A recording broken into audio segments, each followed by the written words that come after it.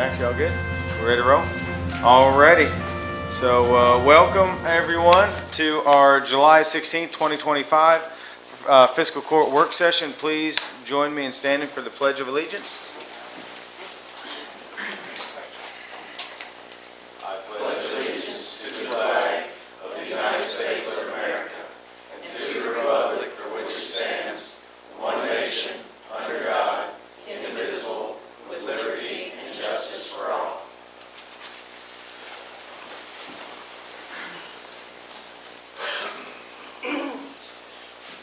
Alrighty, and now I'm going to invite Mr. Rome, who is here to give us a blessing tonight. Welcome, sir. Thank you. Welcome. Thank you. Go ahead and introduce yourself and maybe who you're here representing. Yes, please. My name is David Rome, and I am a member of the Frankfurt Interfaith Council representing the Baha'i Faith. And I would be pleased to open the meeting today with a prayer from the Baha'i writings. O my God, O thou who endowest every just power with abiding glory and everlasting might, with permanence and stability, with constancy and honor, aid thou by thy heavenly grace every government that acteth justly toward its subjects, and every sovereign authority derived from thee, that shieldeth the poor and the weak under the banner of its protection. I beseech thee, by thy divine grace and surpassing bounty, to aid this just government. Assist, O my God, its hosts. Raise aloft its ensigns. Bestow influence upon its word and its utterance. Increase its honor. Reveal its signs, and unfurl its banner through thine all-subduing power and thy resplendent might in the kingdom of creation. Thou verily aidest whomsoever thou willest, and thou verily art the Almighty, the most powerful. Thank you very much. That was beautiful. Thank you. Thank you, thank you. And before we begin, I'm going to go ahead and offer a moment of silence. I believe everybody probably knew Ted Collins.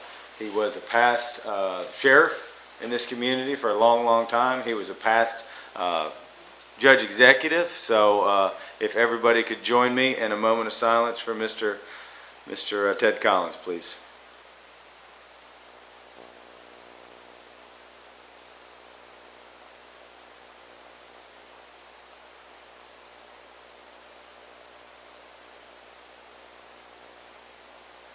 Thank you very much. Ted will be missed, and I know his funeral arrangements are on Friday. I know the sheriff has been working hard on that to make sure it's nice. So first, we're going to go ahead and jump into public comments. Before I open the floor up to public comments, I'm going to ask our county attorney to say a few words, please. On tonight's agenda, there are several zone change proposals that are on as far as topics of discussion, whether it be a first reading or a second reading. Unfortunately, we won't be able to take any public comments regarding those particular zone changes, as the Fiscal Court is limited to considering what is on the record that has been passed from the Planning and Zoning Commission or what is done at a hearing of the Fiscal Court. So we won't be able to hear any comments regarding those particular zone changes from the public. Okay, thank you. Question Yeah, go ahead. about that. We've had some discussion in this court before about the public's right to speak on really anything that they want to in public comments. I'd like some clarification then in the statement that our county attorney just made. How are the public supposed to be able to come request us to make maybe a special hearing or something else if they don't feel that the Planning Commission made the appropriate argument in the recommendation to us? I would argue that they could speak at minimum on that behalf if they so desire, to ask the court to hold a special public hearing or other elements, as long as they're not providing testimony in the form of additional testimony that should have been part of the record of the Planning Commission. Could you clarify that for me? I think comments regarding whether or not a hearing should be held are permissible. However, that is an absolutely slippery slope. And I will say the court needs to be cognizant of the position they stand in, not only as an executive body, but a judicial body when making these zone change decisions. So when we start talking about this court sitting as a judicial body, which it would be in these zone change decisions, the standards are different. It's not the acceptance of public comments unless it is done on the record. And so coming to a magistrate or, inviting people to make comments to you regarding these zone changes outside of a hearing or outside of what's on the record could potentially lead to the overturning or a court case regarding that decision later on. And so I would just caution everybody regarding that. Does that answer your question, Spark? That effectively says that if we have people that desire us to take up a public hearing on a zoning issue, I think they should be able to come speak to and request reasons why, if things maybe were not introduced as part of testimony that should be, or the body ultimately did not include something in a record. Let's say we've had one instance where some testimony was given to the planning commission and ultimately wasn't recorded as part of the record for that to be sent towards us. If something like that were to happen, I think that should be permissible to say. But That absolutely is not. If it's not on the record, then the court cannot consider it.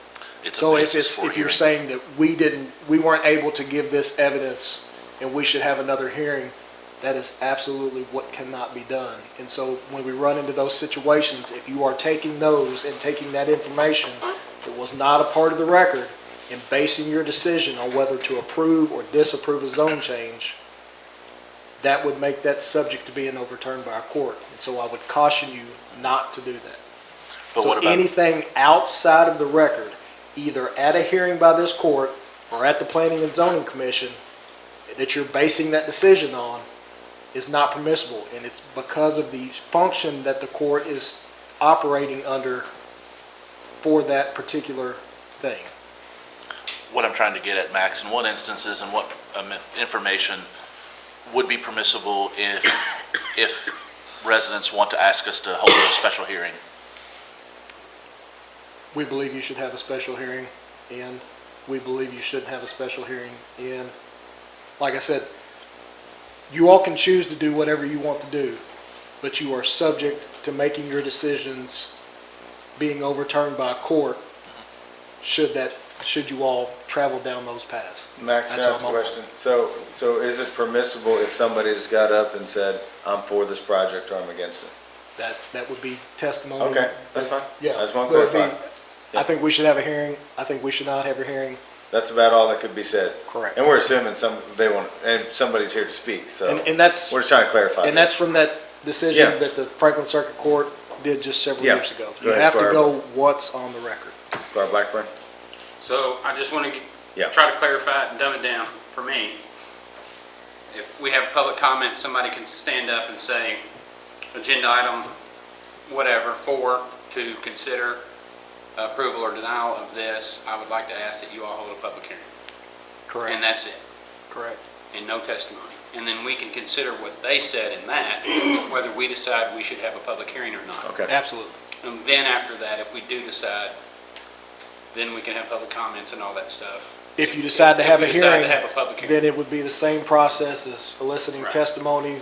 That we've done before. I just want to make it. Yeah, no, no, clear yeah, for yeah, everybody yeah. Okay. and for myself. So, now I'm gonna open it up, or if somebody's here just to talk about whatever, if it's not a zone change, then you're more than welcome to get up and speak for 3 minutes. So, any public comments?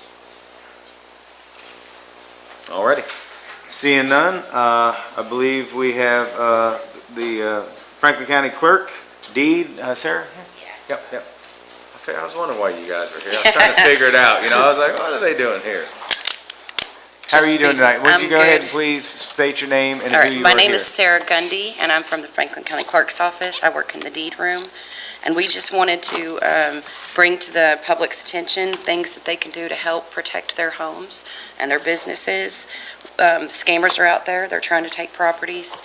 And our software management is the company that manages our online presence. They store all of our online records. They make e-clicks and c-clicks available for public to view deeds and things like that. But they have a thing in place called Doc Alert, and you can go on. It's very simple to sign up for it. You literally just put in your name, your email, and it registers you. So if anything happens in your name in that county, you would get an email notification. And it's for, again, business owners, homeowners, anybody that has any kind of concerns about their property. We have, Is that a free service? it is absolutely free service. It takes less than 5 minutes to sign up. It's very simple, very safe, and it's just one way that you can help yourself and stay protected. They service software management services 82 counties as well as Franklin County, and this is something relatively new that they've put in place. And if you have any questions, anybody has any questions, you're welcome to call the deed room at the clerk's office and ask us questions. We can walk you through it if need be. If anybody's interested in these. Is this something that we can obviously put on our social media and on our Absolutely, website? absolutely. And there is a QR code if somebody Yeah. would rather just scan it and it takes Okay. it directly to them. So if anybody's interested. Very, very cool. Squire Wisman. Ms. Gundy, could you give us a particular, or is there a minimum requirement that a property is in your name or a business is in your name or something to be A minimum? notified? Or No, or, you can if register. you're an executor of an estate or something. No, seem to you be- can just whatever, like at the PVA, whoever is listed as the primary owner, that would be the alert that you would want to receive, the notification because of that address. It alerts you to that name that's Is it attached to it. address or name, or both? Yeah, you could do both. Okay. I believe. All right. Is there any questions? Nope, okay. Squire Tanner, I'm sorry. No, Yes, there is a question. Yes, I do. I do have a question. Is I went too fast. I didn't see him. No, well, it's just a confusion on my part. There's, all the counties not on here. No, Only not all about the counties. 75 on here. Is that- Yeah, like Jefferson County, they're their own entity. Fayette County, I believe, they're their own entity. Software management just has 83 different counties. They're working on getting more. So it wouldn't make any difference as long as your property is within Franklin County, but if it's somewhere else, No. that doesn't work. You It gotta does sign up work. somewhere else too? It does work. My mother lives in Washington County. She signed up with it. I signed her up for the notifications. It's Washington County only. I'm It talking about is. if they're not on here. If they're not on there, then it does not cover it. You would have to go So to if you- those if counties you- and speak to them. If you're in Franklin County and you own property in another county that's not on here, it doesn't work. Correct, unfortunately. Some, like Jefferson County, they have alert systems as well. So if you had property there, you could go through them to sign up for alerts. You'd have to go through But- them too, though. You'd have- Yes, even but you if it's could on not this go list. through software management because they do not deal with some counties, so. So if you've got property in those counties listed, then you could sign up for I notifications. got property that ain't on this list. I'm sorry, you'll have to speak to that county clerk. So I think, Squire, what she's saying is you could contact them directly and they Yes. might have their own alert system Yes. that's Well, they not might tied in have, this. but if, I guess really the question I was trying to get, and you may Yeah. have answered it, but if you have property in any one of these counties, you only sign up in one of them. You can sign You up. gotta sign up in all of them. You can If sign up in got every. Counties, 3 or 4 counties, you gotta sign in all 3 or 4, even if they're on this list. Yes, individually, yes. Okay, thank you. You're welcome. Thank you. Any more questions? That's good clarification there. All righty, and I believe the jailer is here. Good evening, Jailer Hopper. Thank you Hello. for joining us. Good evening, Court. I'm here tonight for our quarterly report and also the end of my first year. Whoa, has it been? It's been a year. Congratulations. Thank you. It's been a year. Andrew there we go. The next slide, Andrew.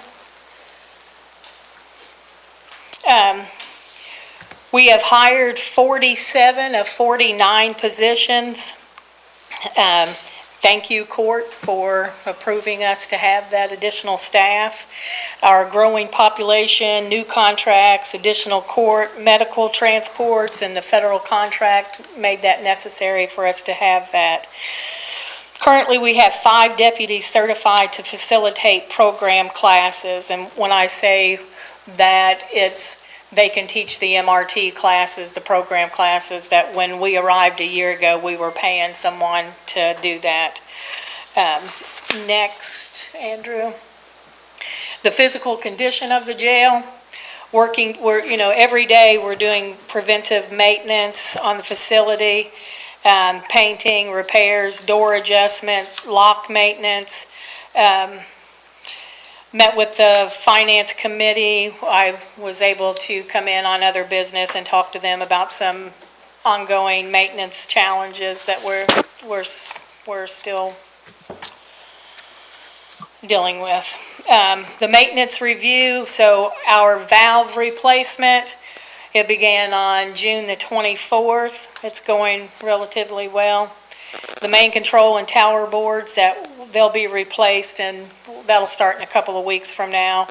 The camera rebid is on for tonight to upgrade the camera system.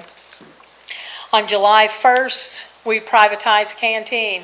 We took that over ourselves, and we did on June the 30th, we looked at our numbers, and we had a significant profit made from our commissary.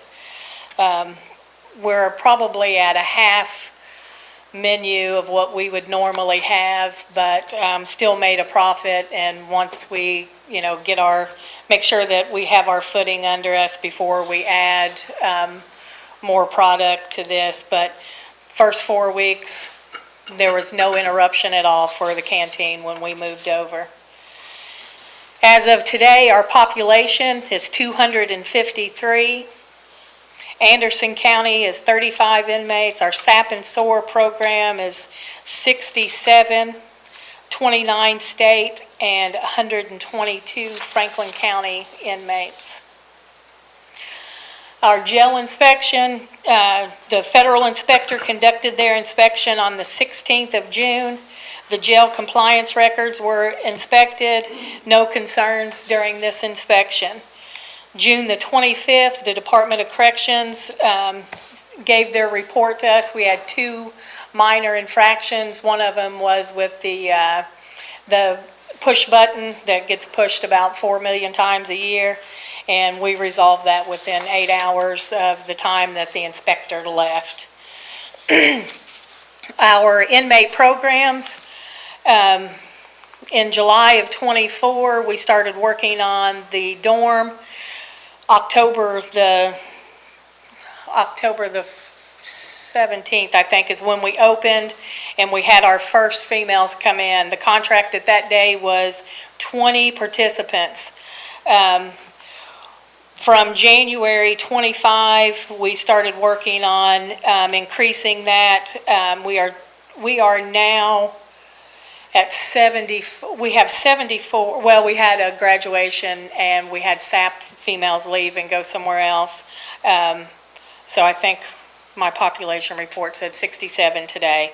But our contract allows us to have 80 participants in this program. Our inmate programs, which include our MRT classes, our GED classes, participation.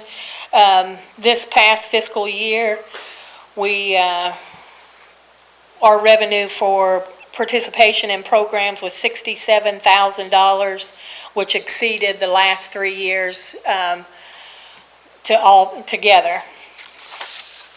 Our inmate programs, GED participation and graduates, MRT, our reentry program, we have 20 to 30 people that come in from across the state and meet with inmates that are ready to get out. It was an initiative by the governor through Team Kentucky to make sure that these individuals, I personally did my first ID for an incarcerated person that's getting ready to be released, and when they walk out the door, they'll have an ID which will help them navigate everything that they need to.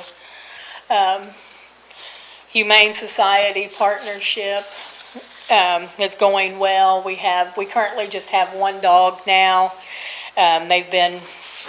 We call them our parolee program. The dogs are getting adopted and finding new homes, and as much as this helps the Humane Society, it helps the women in their substance abuse program to have something to take care of. Our community services over the past year, I didn't have an opportunity to always post something about what we're doing, and these are some of the ladies in our substance abuse program. They're at Thornhill, the courthouse, out here in front of Main Street. And that was during our snow, the big snow. We have some of our ladies that are putting back sand where for the Frankfort City Police, everyone uses that firing range there. And there's some women that were out there working to take the fence down where the new park is going in. And trash collection, make sure you guys are sending us your emails. I think on 127 last week, we picked up 17 bags of trash. That's a lot. Flood recovery, there's our inmates are working with the road department there, putting out sandbags. And, just community efforts, everywhere we go, we're constantly.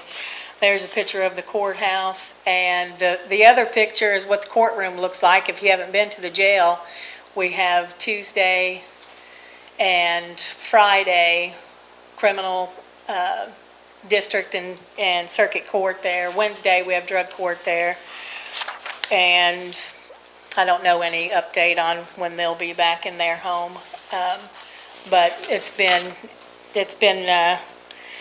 really, I'm glad that we were able to help. I'm glad we were able to help. Our prior year reflection through inmate labor, we provided the county and the community over $1.5 million in services.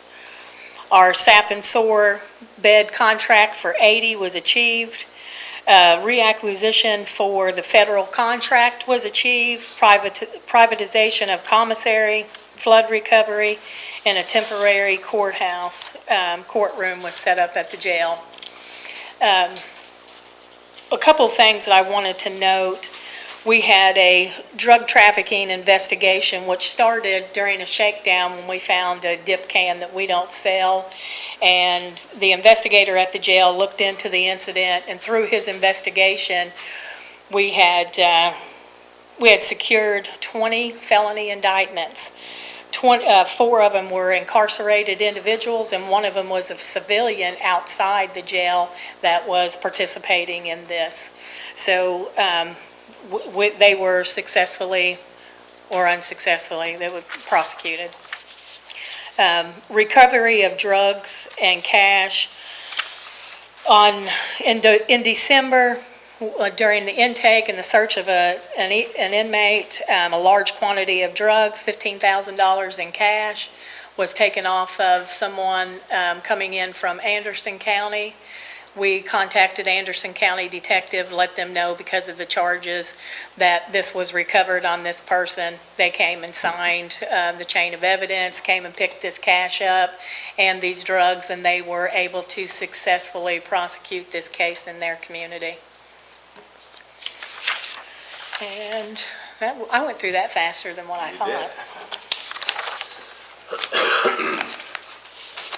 Squire Tanner. Got a question.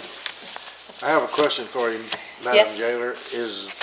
What about our garden? Is it in production? I wish I would have brought that. We have, I want to say, nearly 400 pounds of produce out of the garden. I wish I would have put that in here. I have a hard time giving myself props, and I should have done that. But the tomatoes, the cucumbers, zucchini, onions, and cabbage, I think we're closer to 400 pounds of produce that we've brought in, cleaned and stored, and done what we needed to do to be able to use this in our kitchen. Who's doing most of that work? Is that your females? Or Yes. Our female incarcerated population out in our substance abuse program does that. Yep. And then they have a small garden up in their area, but that's for leisure. It's not for work. It's some of the females are not allowed to work by DOC standards because they're only in the SAP program. They're not allowed to, but they wanted to get their hands in the dirt, so we tilled up a garden for them, and they wanted some tomatoes and peppers and cucumbers. I got 2 squash out of my garden, so. Hey. Y'all- Hey, Andrew, do me a favor, go back to the accomplishments that the jailer put up there. I want to hit on those real quick, please. There's a couple slides back.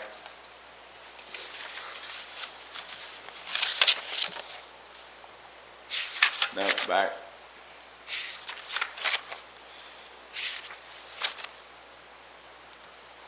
Maybe it's toward the You end, went Judge. Yeah, you went too far. Yeah, there it is, reflection. So I just want to kind of, because I'm going to help tout your horn, because I think you and your team are doing an amazing job. And Thank you. The judicial judges next door are very appreciative of you offering the gym up to set up a temporary courthouse. So you are being a team player, and I just want to point out, $1.5 million in labor, and I think that was only based on like $15 an hour, if I remember is that correct? Yes. Yeah. Yeah. So that's a lot of hours. I mean, SAPSOR up to 80 beds. I mean, that is a whole lot. The commissary is huge. I mean, we've talked about this in this court for many, many years. The involvement you all had with the flood recovery was amazing. I mean, everyone was all hands in, from emptying the courthouse out to helping the road crews with sandbags and everything else. And again, that temporary court. So I just wanted to say thank you. Thank you, I appreciate it. Yep. And not only the incarcerated persons that helped with that, my staff. Yeah, I called them that night and Yep. said, hey, just because of, moving files, of course, we Yeah. can't. But the next morning, Sunday morning at 7 o'clock, we were in Hancock's office, we were moving deed books, Yep. and, because you can't replace those. Yeah. Those can never be replaced. So moving those was a priority, Yeah. getting those from the bottom floor up. Thank goodness it didn't, affect them, but, we worked hard at making sure, that we were all protected there. And, like I said, my staff, I didn't say that, but they came out Saturday night and, we worked and, till 1 o'clock in the morning, getting that, and then back the next morning Yeah. at 7. So, I just want to say thank you to you and your team, because it is making a difference that you are helping this community. And, I always say jail's not a sexy thing to talk about, but I think it needs to be talked about when good things are happening there, and we're Right. rehabbing people to get back into society, into our workforce, and I think that needs to be talked about, so right, thank you. and that is a big deal. Yeah. The reentry program is huge, and I'm so happy to be a part of that. Yeah. And like I said, I actually ran the paperwork from A to Z to get the ID for, this person who's getting ready to get out. When they get out and they don't have an ID. I learned that a couple It's- years ago, and I was meeting with Chamber of Commerce with the state, and I wasn't understanding what they were talking about, and I'm like, what do you mean you let them out with no ID? No social security card, no identification, they just put them out on the side of the road. Yes. So, I mean, we are setting people up to fail Right. without that, so I think that's a yeah. huge bonus. I think we just secured, with no cost to anyone, 20 desktop computers. We're going to start helping people before they get released have I think it was Dollar General or Goodwill, Probably Goodwill, they're. that said they would donate 1,000 thumb drives to us, so we can have resumes. These people can write resumes before they leave. They'll have one in their hand, a paper copy, one on a thumb drive. We're going to make sure they have an email address before they walk out and back into the community. Any little thing, any barrier that we can break down is what we're trying to do. Thank you very much. Squire Blackburn, do you have your hand up? No. Oh, okay, I thought I saw something over there. Squire Wisman. Thank you. Judge, could I just ask the presentation to be made part of the official record? It wasn't included in our packet, and I just wanted, Yeah. officially from now on, to put those in our minutes, I apologize to Kim for not getting this So to her. I would, if you'd like, would like you to send it to us, just email it on to us, I suppose, but I just Okay. wanted it to be a part of the official record of the meeting. Okay, is it fine if I Just email it to Kim? Send it Jenny, and Jenny Oh, can Jenny will get distribute it, okay. Perfect. Okay. Thank you. All right, thank you, guys. Thank you. Alrighty, next, I believe we have Mr. Duke, Welborn with the Road Department. Good evening, Duke, how are you doing? Good evening, I'm doing well, how are y'all? We're doing great, thank you. Just wanted to update the court on what the road crews have been doing the last couple of weeks. We've been doing a little roadside spraying. We don't spray a whole lot, just mainly brown signs and guardrails, and just for sight distance and that sort of thing. So it's, and we did, we're mowing every day. I think they're out in District 5 right now. Run a culvert crew just about every day, culvert and ditching crew. And then last week we did get the old shop demoed and ready for the contractor to start putting the new pole barn up. So, been fairly busy. All right, what questions do we have for Duke? All right, I'm Thank gonna you. ask you, what's the timeline on that pole barn? Because I know that's basically second to last piece of the puzzle, and then they'll come in and finish the asphalt work, and then we can do a ribbon cutting on our whole new capital improvement project. So Right. what's the timeline on that building, Duke? I talked to him this morning. He, the lumber was supposed to have been delivered today, but it wasn't. Don't know what holdup was there. Probably tomorrow. He did run into a little snag with the permit process.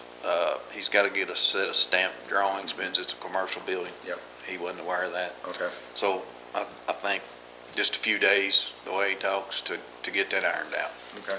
And then he's ready to start. So Well, good. he had planned on starting on Friday until he run into the permit issue. So Good deal. hopefully, I'm guessing 3 weeks, hopefully, if everything goes well.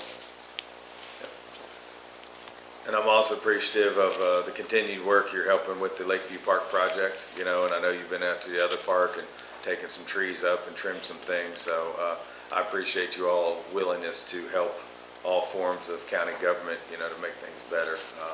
Just yesterday, they were assisting with, the new Boys and Girls Club that's going up there in our building. They need a little help with the lift up there for their painter, so we jumped in to help them, so always willing to help, and we appreciate that very Yes, much sir. so. Glad to do it. Yeah, all righty. Thank you, Duke. Alrighty, this is the judge's report. We had a really good meeting about the admin code personnel portion.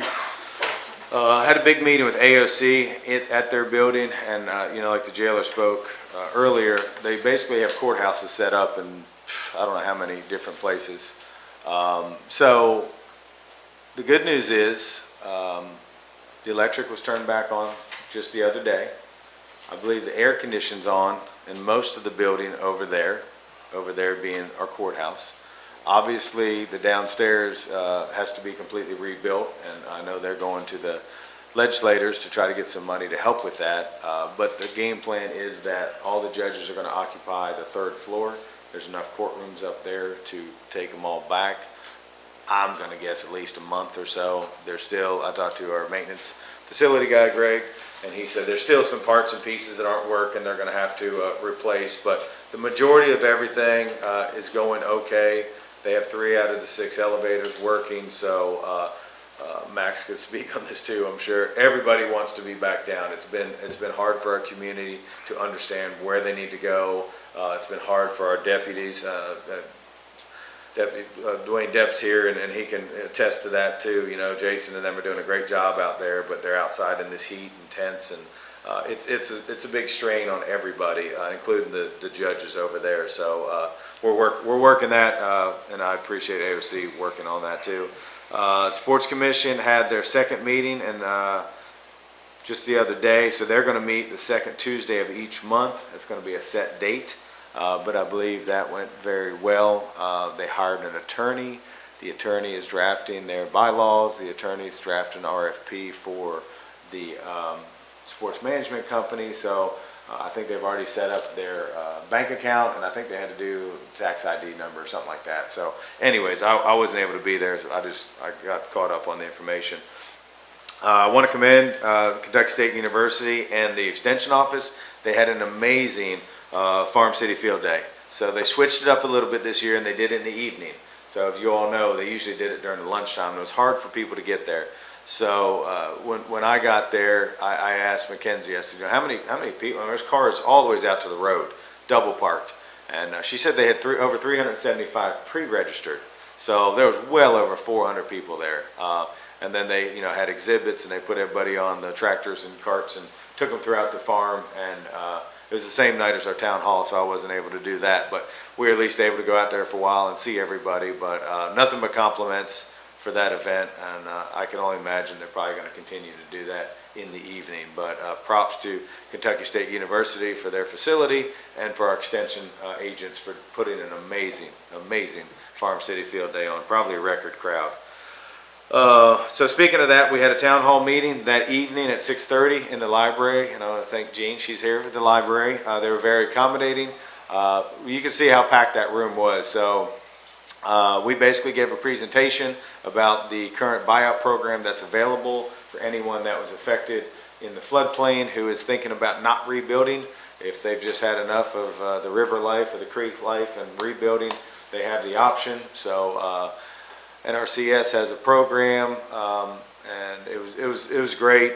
We stayed till every question was answered, and I'm glad we could do that. We did put a due date if anyone is thinking about doing the buyout of August 1, because we're trying to secure the federal money for the 75% because it's on a first come, first serve, and the pot is nationwide. So with all the tornadoes and wildfires and everything else, it's first come, first serve. So we are urging anybody who's even thinking about it. It's a voluntary thing.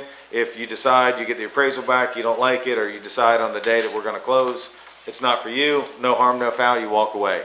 But we're trying to get as many people signed up so we can go ahead and have that ask. On the 14th, Mayor and I did an interview for the Viewpoint filming we're all part of for the PBS. So they spent a lot of time with doing B-roll and different things around the community. So I think that's going to be an amazing thing. And just to reiterate, we are the first county city in the state of Kentucky to go on the Dennis Quaid show for the PBS thing. So that's going to be a really cool thing, and it's hopefully going to help with tourism and things like just everything. On the 15th, a handful of us went to the accessible playground on the waterfront up there in Louisville. Very impressive what they built there. Basically, it's on the river. It was with some land that really wasn't functioning for much of anything, so it's been in the works for many, many years. But it was good to see as we hopefully start our capital campaign for our accessible playground at Lakeview Park. So trying to get as much information of what they did well, what they wish they would have done. So it was a great little field trip. I want to remind everybody, Bobby Cottle, who's been a long-term employee. I don't even know how long Bobby's been here. 17 years, 16? I'm going to misspeak. I don't know that. But anyways, we're having a big fish fry from him. So he's pretty much retiring. He's having some things that are going on. So we're inviting the whole community or anybody that's maybe worked with Bobby. I didn't realize he was a deputy sheriff at some point, right? Yeah. Yeah, he's a bailiff. Yeah. So the sheriff sent me a picture of Chris was just out of, I think he was still at the city. He was just out of the academy. He was probably 20-some years old. It was Bobby, Ted Collins, and it was four of them. It was a great picture. So, I didn't realize that. So anyways, that's going to be at Lakeview Park. And hopefully everybody who maybe had worked with Ted, either through, the fiscal court as county judge or as sheriff, or just a friend of his, can come out. And I know Duke and Jeff Hancock and everybody's going to be doing the fish, and it's going to be a great evening. And it also, on my notes here, food, drinks, music, and silent auction items. So there you go. And next, certainly my last report, but just because I put it on here, I'm going to invite Allie, our solid waste coordinator, to come up. She has kind of a quick overview of, she kind of snuck in here, I think she saw the opportunity in judge's report. I'm like, Allie, you're not on the schedule. She's like, Judge, Yeah. you can put me on your judge's report, so well played. I know. So, I just want to come talk. So. It's all good. Tell us all the good things y'all are doing. So our EO Corps member, Abigail, she's been staying busy, so I wanted to highlight some of her summer programming for you guys before her service term ends next month. But on June 20th, she hosted a clothing swap to educate on the harms of textile waste and the fast fashion industry and the importance of using items first, like using reusing items. It was a huge success with over 50 residents taking home donated clothes, and any extra clothes were donated to St. Vincent de Paul, which that was already prearranged. I know some people were concerned about what if we get too many donations. So that was a really cool educational opportunity, and a lot of residents were asking for us to host that again. So thank you to Charlie that we got to use the space at Lakeview. And then we'll go to the next one. Abigail's been leading trail tours, highlighting different trails we have in Franklin County. Participants have been learning how to identify native and invasive species, and her next tours are at Cove Springs Park on Thursday, July 24th, and Saturday, July 26th at 10 a.m. So everyone can look out for those and register on our website. Next one, she's been at the DFI concerts, tabling in the kids zone section with different upcycle crafts, and she has our flyers on what's recyclable. That's been a really great opportunity, so thank you to Susie and the Historical Society for letting us be there. But during those events, parents are coming up with the crafts and they're asking about recycling in Franklin County versus the city and what's recyclable, and so she has flyers on that. So it's been really great opportunity as well. And then Abigail was at Farm City Field Day, which was a huge success. Love to hear it. And the city of Frankfort was there tabling as well, where they announced that they're open for drop-off recycling at Rouse Avenue at this point. So we're excited about that. One step further to curbside pickup in the city, but Abigail is educating on what's recyclable in our community.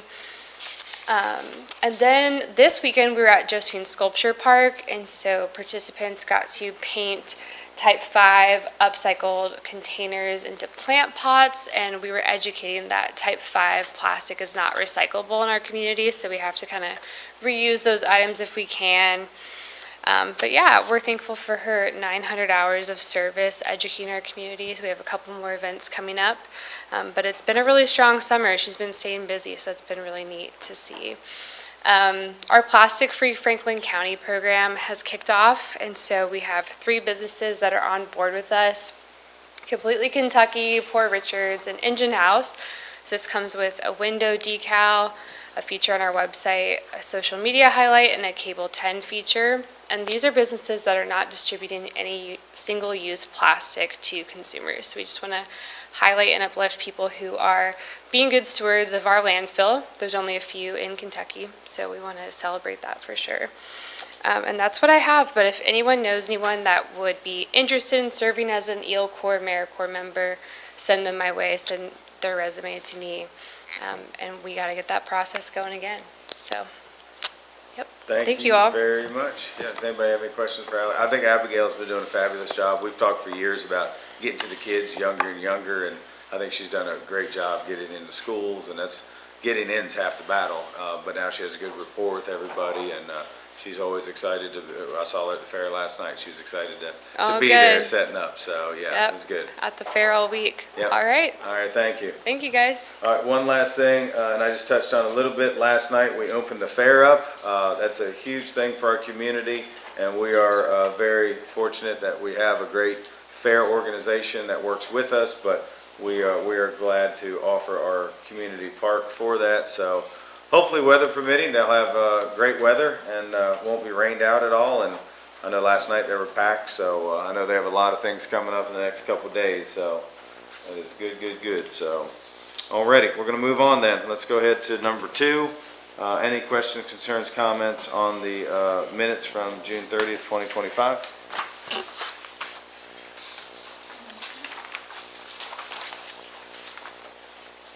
Alrighty, and next, I don't know if the jailer's going to get up or who's going to get up and talk about, Laura? Alrighty. I have to admit, Laura, those shoes are shiny. I noticed them earlier when you walked in. That's a good job there. I was like, wow, I'm jealous. That was good looking. Yeah. Alright, so what do we have here, Laura? We just need approval to rebid for the cameras throughout the jail.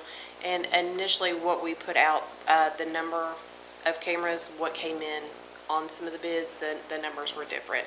So we need to rebid that so that the numbers that come in are all consistent.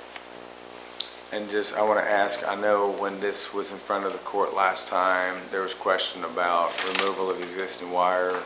Is that Yes, Had that not. as Okay. well. I'm just wanting to make sure. I knew it One of was, the- but Yeah, just, one of the incoming bids. Yeah, had it, Had one it didn't, included or and something. one Yeah. of them did not. Yeah. okay, just want to make sure. Is there any questions for Laura on this agenda item? Squire Tanner? Yes. Was one of the bids correct? I'm not, what was the There- difference on those, the numbers? There was a clerical error on the number of the cameras to be installed. It was supposed to be The 100. mics and Sherry can hear, will you? Oh, yeah, thank you. Squire Wiseman. There was a clerical error on one of the bids that was submitted as opposed to showing 120 cameras, it showed 96. And that was an oversight. Did the other one show the correct amount, the Uh, correct number? Two separate ones, yes. If one of them was bid correctly and the other one wasn't, then why would you reject them all? It was at your Oh, was urging. it our It deal was, to it do was the that? court that required us to rebid it. Oh, thank you for reminding me. I was sitting there thinking, hold on, I'm pretty sure it was you. Well, I don't, okay. There was more to it. There was an error, and we all felt like, I do remember us Yeah. rebidding it, but I can't remember why we reject somebody who bid it correctly. I think it had to do Not with, that good. Squire, I think it had to do with it wasn't explained about having to remove existing wire. And that was part of it too. So there was some inconsistency, and we wanted to make sure there was no One issues. showed it all, the other didn't show it, just Yeah. cameras. Yeah, so, yeah, we're being safe. Squire Wiseman. Has anything else changed? I'd like to have the scope of the, within what we're bidding, instead of just a. It's the timeline, exact but- same. So nothing Yeah, else the otherwise, exact okay. So there was that discussion about. Had it not been for that Removal of wire. clerical error, this probably, I assume, would have been approved with the other bids. Okay, good. All righty, thank you all very much. Thank you. Thank you, guys. Thank you, I appreciate everything y'all are doing. All righty, next is the clerk's excess fees. It's pretty self-explanatory. Oh, we're gonna talk, okay. Take it away. I'm just here available in case. Come on, take it away. Tell us all Okay. about them. All right, so the second excess fee was in the amount of $52,879.94. That makes the total for last year that we turned over to $545,647.94. Can you repeat that final number one more Yeah. time?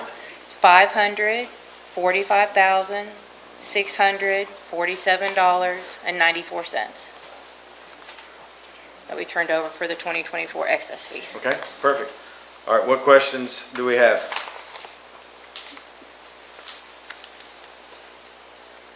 None? There you go. Thank you very much for being here. I appreciate you guys. Well, there's another one on here about the quarterly thing. You want to talk about that too? Yeah, sorry, I just saw that. I'm not saying we're gonna have any questions, but yeah. But I'll stay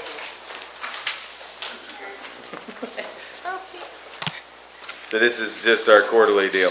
here. Yeah, Yep. yes. And we're on the right track to hit the budget. Okay, No issues. perfect. Any questions from the court? Beautiful. Good Y'all enough. have a great night. Let me make sure, hold on, let me look at my next one. No, you're good. You're good. Sorry about that. That was partly my fault. Alrighty, the next one, and the gentleman could not be here today, so the next one, it's something we've always done. The state is doing a little bit different this year. They want everybody to sign this. Basically, it says, in a nutshell, explained to me, let's say Anderson County has a massive fire or something really bad happens. It's basically saying that we're willing to send people to help, which we do anyways. I mean, this is nothing new. I know the sheriff's really good about if somebody needs help, they send people. It's not even about billing anybody. We've had other communities come here, especially during the disaster. We had, I think, Shelby, Scott, we had multiple other communities here for good periods of time and to help us out. And so we just, okay, I got it. And so anyway, so that's basically what this is. All right, Squire Sebastian, question. Thank you, Judge. Who can describe maybe a scenario for this body that would come up, say the road department and fire department, just like you mentioned, for an undetermined amount of time? Would Franklin County be allowed to establish a number of personnel to maintain on hand to address local matters should they arise? and what I'm really thinking about is the fire department, possibly having to shut down like a fire station, to assist another community. I know Section 2 and Section 4 of the agreement speak to that, but I just want to make sure I understand the breadth of that and how the number of who we send is decided. Yeah, no, I just noticed. And then I have two others. Okay, that's perfect. Chief, you want to take that one? So I can speak on that a little bit. Typically how that operates is whenever there's a request, there's operational guidelines that are set up, there's operational periods. We send what we can afford to send without affecting local protection. So we may send a crew and equipment to another county, or another jurisdiction, and then we may have to backfill, like hire overtime to fill our spots or something like that. But it's all dependent on what we have available and what we have going on at that time. Well, the reason I ask, and you know the scenario of when Woodford County had that distillery fire, it was all hands on deck for several counties around. And certainly we just want to make sure that, as we all know, that, our residents back home are safe. And I know Section 2 and 4 spoke to some of that, but to me it was a little murky, so I'm just trying to make sure I understand it very clearly. I think the contract sets forth that the requesting county sends out the request of what they need. The responding county says, we can provide this for this period of time. And then should something happen in that county during that period of time, they're always subject to a callback. And so all that is set forth, not only from the requesting county, but the responding county, and then the period of time that they'll be there, the equipment that they're going to provide, and all the services they're going to provide. And then when they get to the requesting county, that's when everything's kind of divvied up from there, according to the contract. And then, like I said, there is a specific provision in the contract that says, should something happen, an emergency in that county that responds, then they can always call them back. And so that is set forth in the contract. Yeah, there was some language in Sections 2 and 4. I just want to make sure it's very clear to everybody on this body how that works. Yep. I guess that's really why I'm bringing it up. My next question is this is a perpetual agreement, which this body has previously gone on record seeking a term limit in order to establish a review schedule for agreements, MOUs, etc. Now, I'm sure you all are looking at Section 10 right now, which notes that it is binding in subsequent years and shall be considered to renew automatically year to year unless terminated by written notice. So that kind of really kind of flies in the face and runs afoul of what this body has talked about in the past. So how would we propose to address that? Max? Can y'all hear me? Yeah, no, we can hear you. We're just seeing who's gonna, I think I think it's interesting how the state has wanted to formalize this, but all of our local people are really doing it anyways. So to me, it doesn't even have to be a disaster or an accident. Let's use a funeral on Friday. I know the city's gonna cover the county, state police is gonna help. The sheriff has asked Lexington to come in. So, I think all these things kind of happen on their own almost within each thing, but they're wanting to formalize it now. I'm not sure. Max, you have an answer for that 5-year deal? Well, she's just saying that it runs longer than the term of this body, right, Squire? No, I think what she's saying is previously the court had indicated that they don't want contracts to last more than a year, and without being subject to some kind of reapproval by the court. However, And I think we all, we've discussed this multiple times about that there are agreements that we are finding that have been in place since the 90s and haven't been looked at in 30 plus years. So I'd hate for this one to kind of fall into the cracks of that. Not saying that there's anything wrong with this agreement in any way. Just saying that this body's gone on record saying that it wants to lay eyes on contracts every year, we've said every year, just to lay eyes on contracts, to be aware of what we're saying that we're going to do with other organizations. That's all. Yeah, no, and that's fair. I guess for me, because this is emergency, mutual aid, I don't have a problem with it, and it's not necessarily money that it's costing us. Obviously, we had to send somebody to help, but there's plenty of people coming to help us too. I'm fine with it. I'm sorry, Squire And Head. just remember, this is all by request. It's not Yeah. an automatic thing, automatically says, when they call or request the service, that's when you decide whether you can cover the service or not at that time. If not, somebody else picks it up. It's not automatic aid, it's not mutual aid. Right. Squire Wisman. Maybe a question for Max in relation to this, because I agree, something like this could be 30 years down the road and could completely lost and forgotten that it even exists. Could we impose an agreement subject to an annual or biannual or whatever we want to do, re-adoption by the court? Sort of an addendum to the agreement out of our own volition, that we have to put eyes on this at least once every new court to re-adopt? State, I don't know how to If do you're wanting to change the Yeah. terms of the contract. No. If you all want to say, we want to look at our contracts every year, I mean, that's a choice that you all can make, but that wouldn't be binding on everybody else in the state.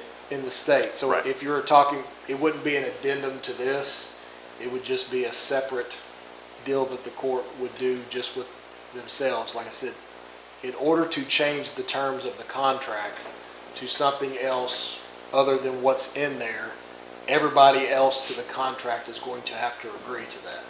So just because the court necessarily, wants to review a contract every year, and nobody else that's a party to the agreement, say it's 120 counties and 119 counties don't want to do that, we can't, you've got one or two choices. You either enter into the agreement or you don't. You can't say, well, we're going to do this every year and you've got to do that because that's what we want. That's not how Squire Blackburn. contracts work. I think when we look at these contracts, we have several different types of contracts. It's important that we see this one for what it is. And I think it's incumbent upon every court that comes in to look at the contracts they have that go year to year. We have an out. We got a 60-day out. So if a new court comes in and they don't want to be held bound, they don't want to be bound by this, they can write a letter and 60 days later it's gone. Yeah. With this particular contract, I get the consistency that we're trying to make happen. But at the same time, this is a little bit different animal for all the right reasons, and it has an out, so I don't see a problem with it.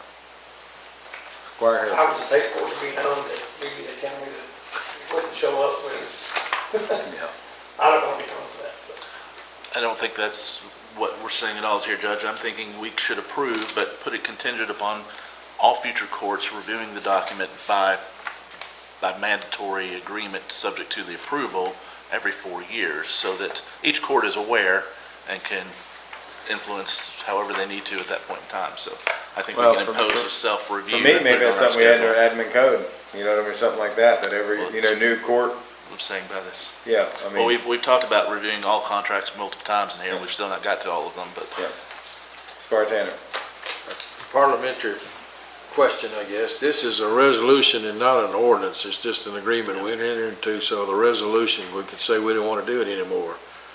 And that's by anybody at any time, so I don't even think anything else has to be said. Yep. Personally. All right, thank you. Squire Sebastian, did you have another question? You said you had a couple? But we do need to get out of it. No, Judge, I'm just going Supersedes anything else. Okay. I'll ask the next one. But maybe it should. The only reason I asked this question is because this body and every person on this body has spoken in the past about reviewing agreements so that we don't forget that they are in place. And not only members of the court change, but staff change. So whether we create a log, I've asked for that. I'm sure it's coming. So, 3 or 4 more years, I'm sure I'm gonna get it. Well, I wouldn't say that, because we concerned have. about it. Yep. Okay. So, Huh?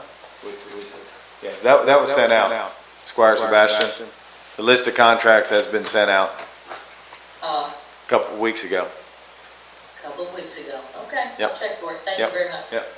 Squire Wisdom. Judge, well, one question was, is this a new agreement? I think you stated that it is, because I wasn't aware of anything previously Yeah. that existed, so we don't have anything that it supersedes or takes the place of. Correct. I'm wondering if we can describe, or maybe Max, there is a hold harmless section that I'm wondering if in an instance where we send mutual aid to another county, it's a natural disaster or something, we are at a loss of equipment because of the hold harmless agreement, if we're operating under another jurisdiction's directives or an area outside of our county, how is our insurance and some of these things, how will they come in play? I'm assuming there's some directive that the state putting this together is going to influence those, but I'm wondering if that is taking place. I just know, and I can't speak exactly, but I know like during this last disaster, for instance, if we were to go to another county and help, they keep track of the times just like we do, and we look to get reimbursed. We have the option between just us. I know talking to the sheriff, when we offered to pay the other counties that were here helping us, they didn't want anything, But you're saying like if a truck is lost. Or if a flooding issue happens Yeah. somewhere and we take a boat Yeah. and we lose it. Yeah. How is that covered? Is it I would up say to just us our to? insurance. Yeah, it'd just be I'm our just wondering insurance if that's policy. defined somehow in the process, because in a situation, a certain situation that comes to mind, the equipment loss to another community could be at the directive of the host community. Yeah, they might be able to It's claim happened, it. so- I mean, that'd be a Keiko question. Just wondering if there's maybe Yeah. some additional element that we Yeah. need to inform our insurance policy or somehow update. Yeah, Maybe- well, I'm sure they're aware of this because every county's signing it, so. yeah, Right. We can double check that. Okay, all good conversations.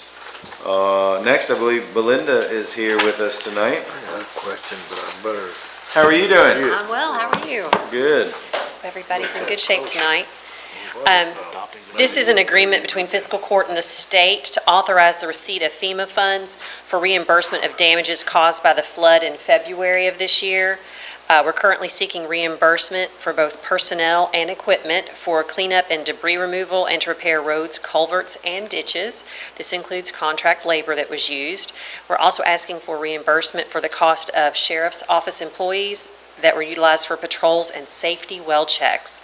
The amount received by Fiscal Court will be based on a formula of 75% federal, 12% state, and 13% local funds. So the county will be reimbursed 87%. Squire Wisman. Judge, just a related question, if you could, for the court and for the public. Has this was for February, for the flooding that we This experienced was- in February. Correct. Was this fund ever approved through the federal government for the flooding that we experienced in April for us to? No, Congressman Comer called me last week, very upset. He was supposed to meet with President Trump this week. He is trying everything he can to get Franklin County covered for the public disaster that we had in April, but no, as of today, no community in the state of Kentucky is receiving public assistance from the April disaster. Just wanted that to be on the record. Yep. Thanks. All righty. I guess Belinda, keep moving. Belinda, question for you. Sorry, go ahead. If I could, there's a $200 million cap, it looks like in this contract. Is that nationwide or just? Right. My understanding from Erin, because she's working on this, and I'm just kind of filling in for her this evening, is that that is the money that will be divided amongst all of the counties involved in this particular disaster. And so basically, we will apply for reimbursement for our costs to get a share of that money. And so will the other counties, just based on the damages that they had from the event. Do you know by chance if that allocation, 200 million, will be a first come, first serve, or will everyone be required to put in all of their expenses and some prorated amount be distributed amongst everyone? Now, I can't promise this because, again, this was, as Aaron's working on this, but the way I think it is they've submitted estimates, and this is the amount that's been approved for the state, is what I believe is happening with that.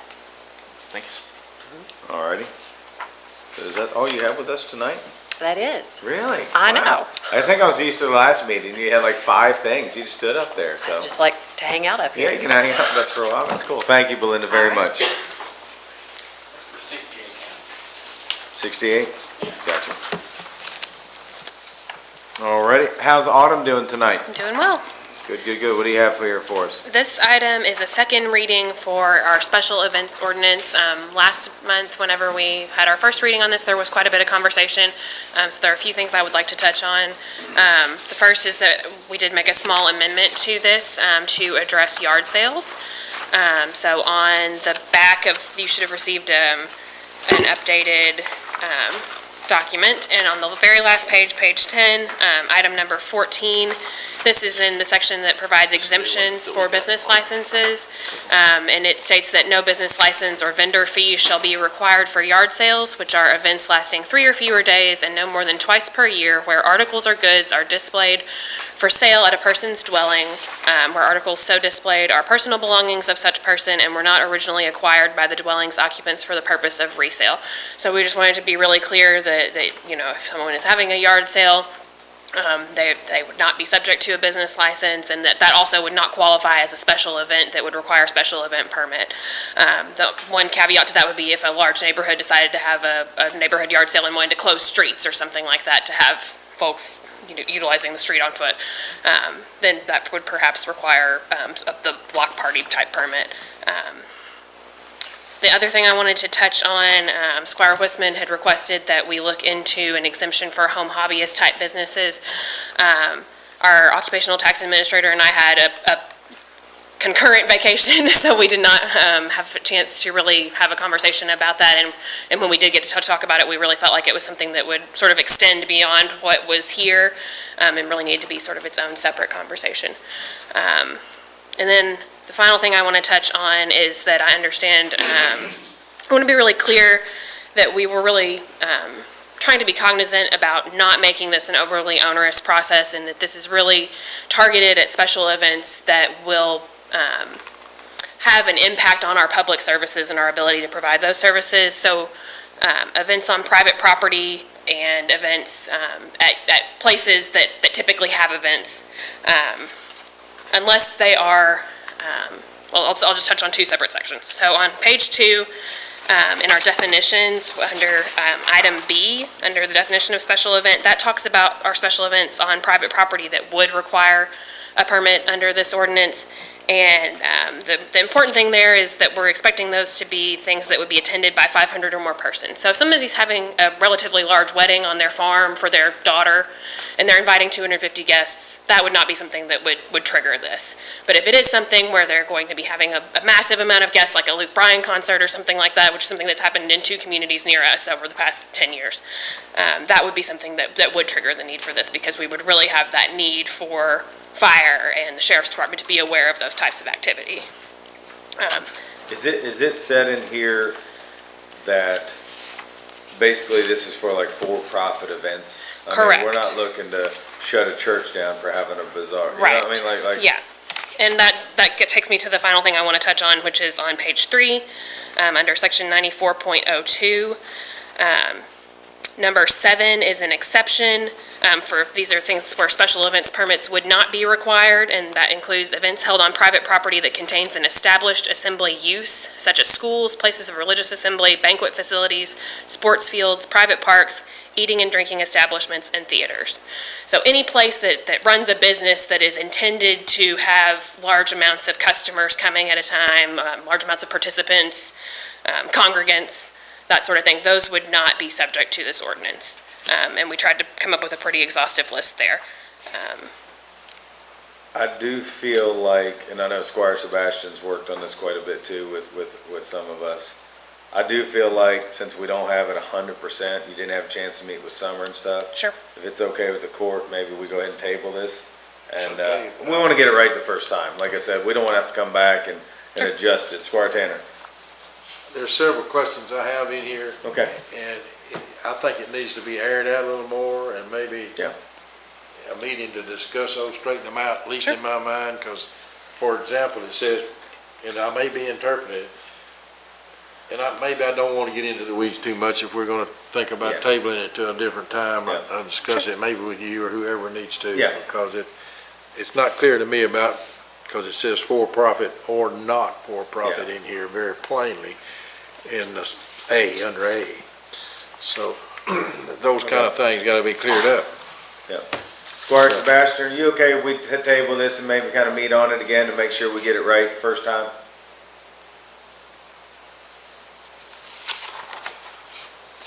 Yes, okay, all right, sorry about that. Yeah, had a little difficulty, I got you, thank you. Y'all good with that? Sorry, I'm having trouble. That's okay. The delay, I think the delay is not good here, sorry. Okay, no, Yeah, I'm okay because I think there are some things that need to be vetted maybe a little bit more when we can get all the staff around the table. So, Yep. most certainly. And input from the body, that's what we need to do to make sure that it's right all the way around the first time. yeah, thank you, Squire Harris, Squire West, Squire West has a question. Judge, I was gonna ask for that similar, this exact same thing, but Okay. even in edits, I'd like to, circulate this around to some of our partners throughout the community that's fully understood what we're putting in place before we do this. I don't want churches or anyone feeling attacked that they're gonna have Yeah, an we did some onerous marketing. process. I'd like to make sure that everyone understands it before we make a final vote. Sure. And there's some technical language things that I wanna look at too, like yard sales is kind of a broad definition and a local colloquialism in some ways that we need to find some terms in some other ways. Okay. Autumn, it's not gonna break your heart if we table it and kind of meet Not again? at all. Alrighty, cool. I guess the question will need to be when we go in the voting session, are you going to table this matter generally or table it to a certain time? So you all may want to be thinking about that on how you. I would like to just do it generally. I mean, I don't think we're in a rush for this. We just want to get it right. So we don't know what staff schedule is and everything, so if that's okay with it. And we're going to try to get it done as soon as possible, but I'd rather not put a date on it, if that's okay. I'm fine with tabling it indefinitely, Yep, okay. Alrighty. undetermined. Are you doing the next one? I am. The next item, item number 9 on your agenda, is a second reading and approval of an ordinance amending the table of special ordinances for a zone change at 1373 Peaks Mill Road from an agricultural AG district to a rural residential RR district.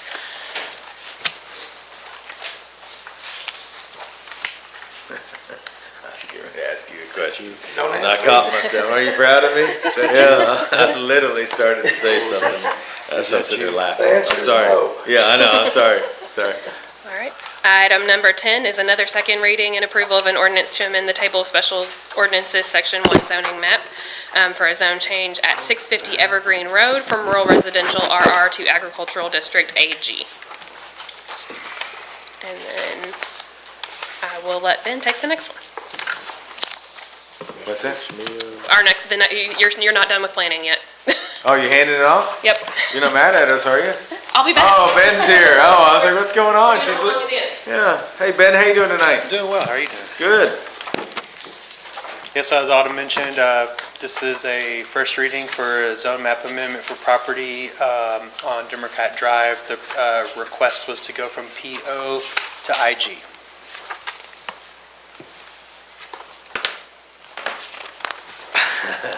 I'm good. I'm good. Listen, I'm good. It's in here. So is it okay if I ask staff what the recommendation was? Because it's in the file. I think, feel free to talk amongst yourselves, but if you could leave the staff out, that would. Leave staff out.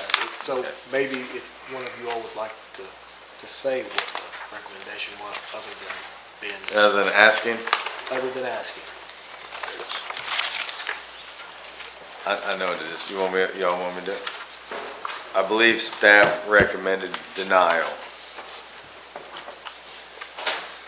If that's what's in the packet. Well, we have so many P and Z things, I gotta make sure that was the right thing. Keep your heads down.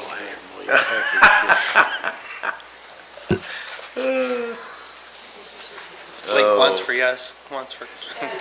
Yes. Oh, I'm sorry. Squire Sebastian. Thank you, Kim. Thank you, Judge. Yep. I'm trying to look at the record on my little tiny phone and watch this meeting at the same time. And so, from what I see in this document, and I'm trying to read from the document, so just tell me if I'm reading it incorrectly. The surrounding zone land use is north as vacant CG, and I think that's commercial general. And then the south is PO, the east of it is PO, and then the west is PO. And as I understand it, I think they're wanting to move this from PO to something else. I'm just trying to make sure I'm reading it correctly because I'm having a hard time seeing it on this little phone. Did I read that from the record correctly? Can I ask that question? I'm sorry, go ahead. Judge, if you would like, I will read the current zoning, the proposed zoning, and the recommendation from the planning commission. Yeah, that'd from be the great, record. because I think I misspoke, I found it now. I thought this was another one. Go ahead, Squire Wisman. This is a zoning change request for 190 Democrat Drive to change from Professional Office District PO to General Industrial District IG. It says, whereas the aforesaid ordinance provides for the amendments to the zoning ordinance text and maps and requires the Franklin County Planning Commission to forward these recommendations. Sorry, I'm reading the wrong one. Ben, will you point out to me where it says possibly while I'm reading the other two, where it says exactly the Planning Commission's recommendation in that? And I'll read the existing zoning is Professional Office PO, which purpose is to establish and provide for the office of related uses serving as an incentive or to remodel older residential structures which may not be appropriate to maintain as dwellings. Retail sales shall be prohibited. The proposed zoning is for general industrial, whose purpose is to establish and preserve areas in the county for the purpose of industrial land use and industrial growth, to limit such areas to functions related to the production of goods and such ancillary uses which are compatible with industry, to provide standards which will protect the community from obnoxious activities associated with industrial production.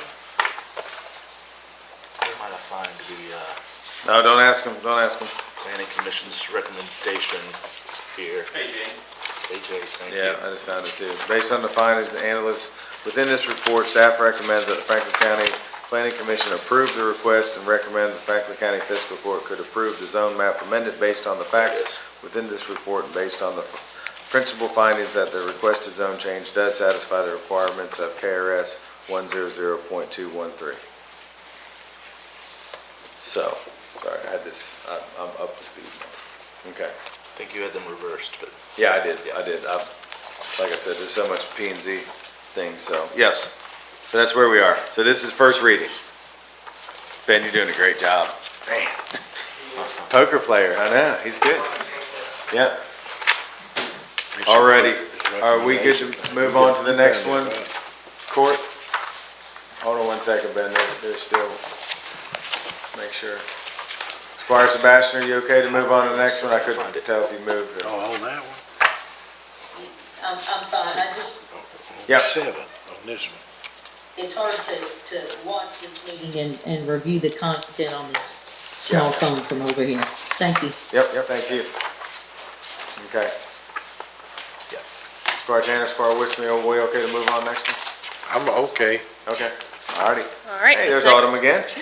This next one is a zone change for a 1.75 acre tract located at 1120 Duckers Road. The request for a zone change from rural residential RR to general commercial district CG. May I read a blurb from the minutes to indicate the planning commission's action? No? No, but one of us can. I can here, I got it. Give us a second, we're thumbing. What page? Judge, if I can read the current zoning and proposed zoning and the finding of the planning commission? What page are you on? Fire. Page 6 of 9 and 7 of 9. The existing zoning for the subject property is rural residential, whose purpose is, the district is intended to establish and preserve a quiet, single-family home neighborhood, free of other uses except those which are convenient and compatible with the residences of such neighborhood. The district is intended to be a very low density and will customarily be located in areas where public sewer facilities are not planned or available. Reverse those two. And the proposed zoning is general commercial CG, whose purpose is to permit community-oriented commercial development predominantly in the areas already developed and where a change in development pattern is in accordance with the comprehensive plan, to preserve the carrying capacity of streets and to ensure adequate parking, to provide concentrations of general commercial activities. And the staff finding right below that, staff finds that the requested zoning of CG is inappropriate as the future land use map suggests that the subject property should remain residential.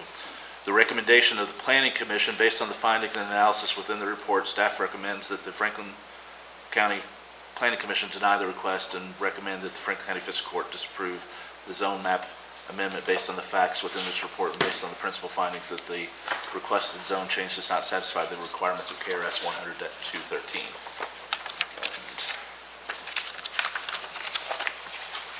You got something else, Squire? I was trying to find it here quickly, but Okay. the Planning Commission did support the denial of the zone map amendment. Okay. Yes, the first page of the ordinance, whereas the Franklin County Franklin County Planning Commission recommended to the Franklin County Fiscal Court denial of the zone map amendment. Okay. And again, he was just reading what is in It's in the record. record. Thank you. Thank you. So again, this is first reading. I appreciate Squire Wishman reading those things for the court. And everybody good?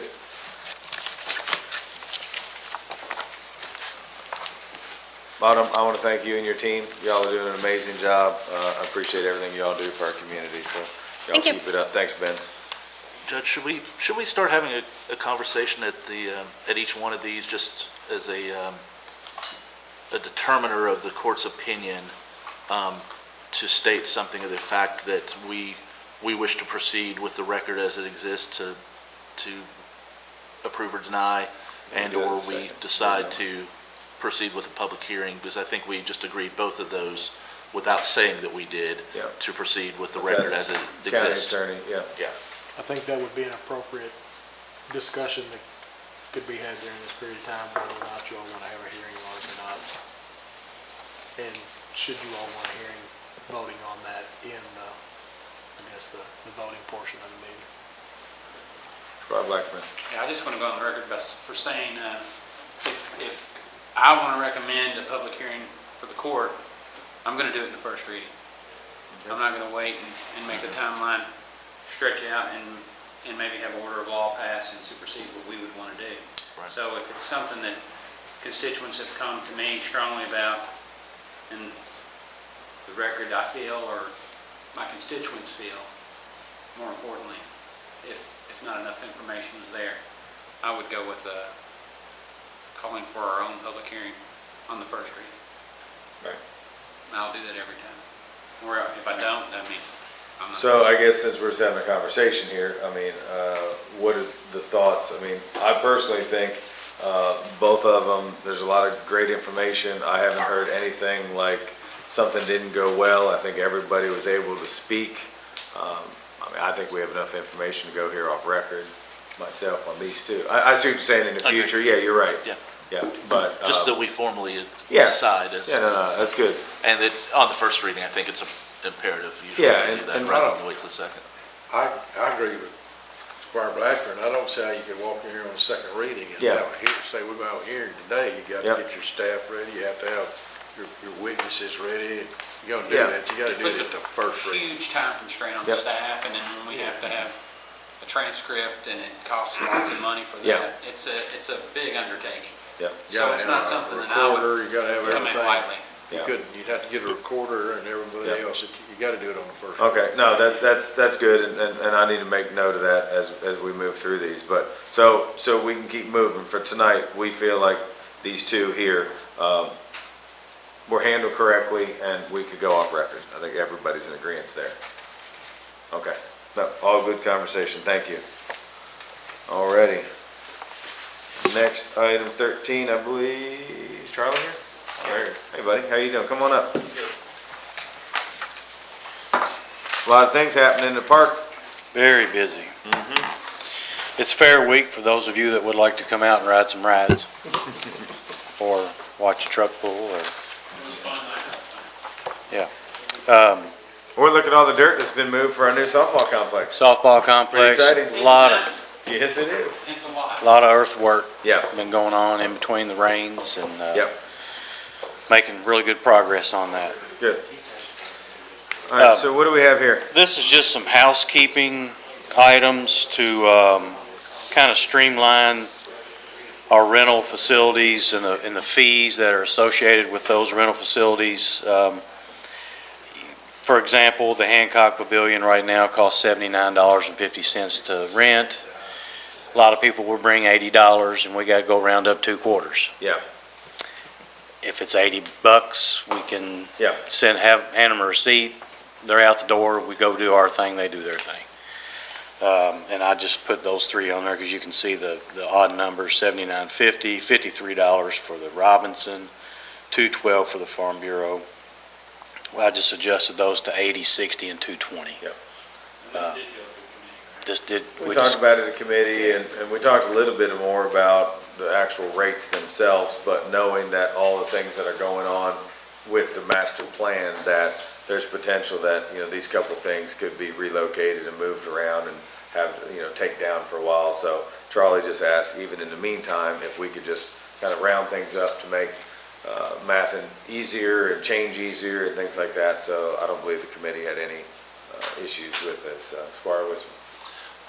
I'm sure it'll be updated in your rental policy, Charlie, but just for our purposes, could you verify what the $80 is renting the Hancock Pavilion for? 1 24-hour period, 1 8-hour period, 1 6-hour period, one day during daylight hours only? What? Daylight, our pavilions are daylight hours only. Okay, so sun up to sundown for the picnic shelters. And the Farm Bureau Pavilion we kind of treat it like the Carter House, because it has lights and doors. We do allow those rentals to go to midnight. Okay. So still single day rental? Single fee? days, yes, yeah. Thank you. Yeah, Just because it didn't state it there. So. Okay. Thanks. Yes, sir. Alrighty. Charlie, thank you. Thank you. Good luck this week with everything.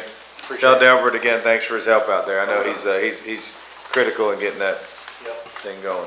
Alrighty, Duke, you're coming back to us, right? Yes, sir. Alrighty.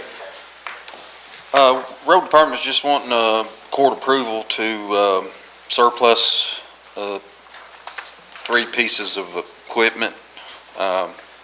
One's a 2000 John Deere backhoe loader. It hadn't been used in several years. I mean, it's a good machine, we just don't use it anymore. We were gonna put it in the surplus sale we had, but it needed a little bit of work and the parts were on back order, so we thought we could just surplus it and put it on Gov Deal. Also, there's a 1995 Steigers 20,000 pound trailer that it got damaged in an accident. The tongue got bent and it totaled it, so according to our use, we can't use it. So we were just gonna put it on Gov Deals as well. And then we had some steel tracks off of Bobcat mini excavator that we wanted to surplus as well. Alright, questions for Duke on these items? Squire Tanner. I got one question, not for Duke particularly, but for the county attorney. We, I think, can give away equipment to another government entity, et cetera. My question is, can we, and it wouldn't be these equipment, but it might be the backhoe. Can we give any equipment to a 501c3 or not? No. Can't give it to any 501c3. You can't just give stuff. That's fine, I just want to make sure we're clear. Governmental, body. It has to be a For governmental. no compensation, it's gotta be a governmental entity. Yep. You can't just give it to a 501. But if one of those water departments happen to want that backhoe, we could give it to them, is that correct? I would have to look at how they are defined under the statute on whether they're considered a government. Well, they're a special government entity, that's what the government, cause they got a. No, that's a good question, but then I'm just thinking, how is it fair if the other ones didn't get it? You know what I mean? Like, I'm just thinking out loud here, so that's a good question. So Duke, does it work, the Bobcat now? Not the Bobcat. The backhoe the loader, backhoe. it does run. I Okay. mean, we just don't use it. Yeah, understandable. But if we can't do that and it goes on Gov Deals, can you all do videos on Gov Deals? I believe so. To show that it works? Yes, You know, sir. it's just a thought. And All a guy from the state's supposed to come, he just hadn't made it yet to actually appraise it for us. Okay. So Gotcha. put some type of reserve on it. Yeah. Squire Wisman, do you have a question? Yeah, I called Duke earlier, and I just wanted to make sure that we surplus contingent upon having any serial number, VIN number, or anything else. I think we legally are required to put those if a piece of equipment or electronic has it. Right. So, Right.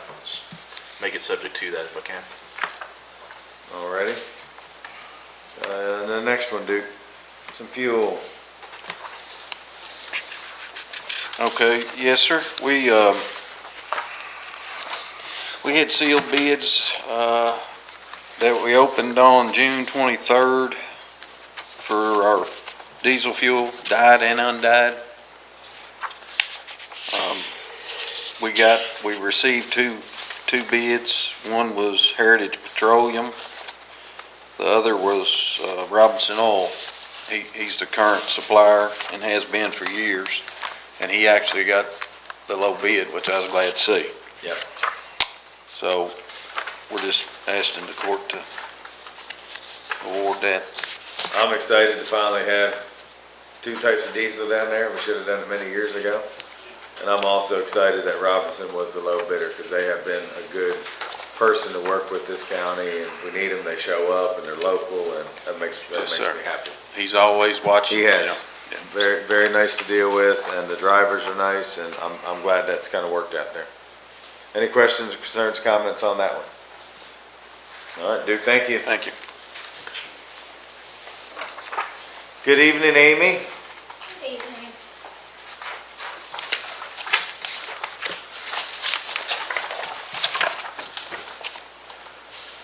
So my first agenda item is the financial statement for year 25.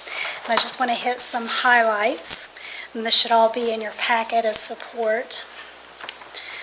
Starting with the revenue, in fiscal year 25, our total revenue amounted to $38 million, and this was supported by taxes that contributed to $23.6 million, which represents 62% of our revenue. Intergovernmental support and grants totaled $5.8 million. Miscellaneous sources, including sheriff, clerk, payroll reimbursements, insurance proceeds, settlements, contributed $5.2 million. And my favorite, interest income, $1.2 million. And that's the benefit with our partnership with CashVest. Amen. And Can you repeat that last one? I'm sorry. thank you for asking. $1.2 million interest. Isn't that something? Yes. Thank you. Moving on to our expenses, just to highlight some of the expenditures. Salaries accounted for $14 million, reflecting our commitment to our workforce. All employees received a 3% increase in January. The park and the golf salaries were adjusted in July of '24. The fire department employees had salary adjustment in January.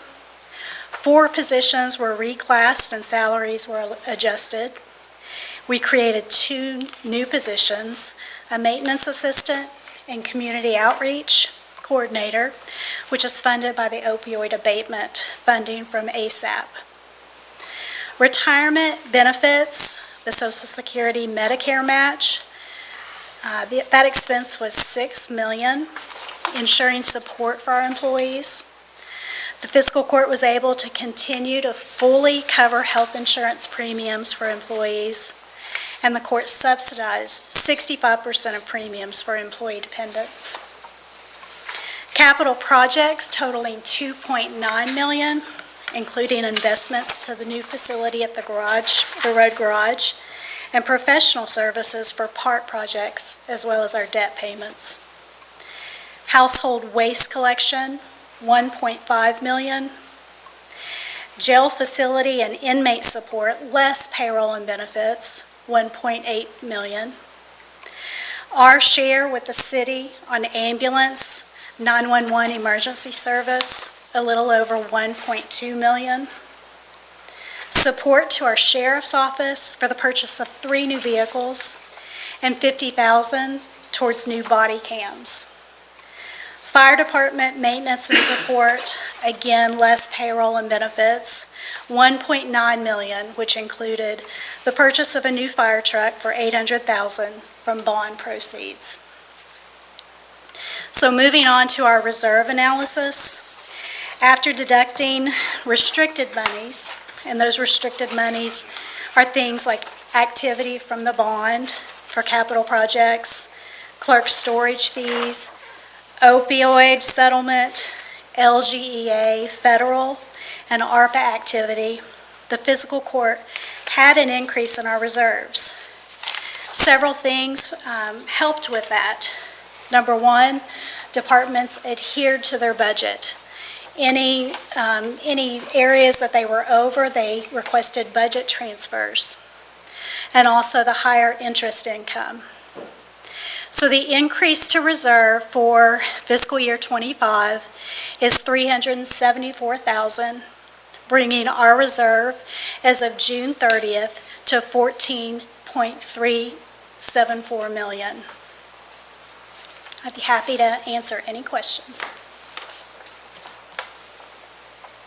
First, I would like to say thank you for all you do.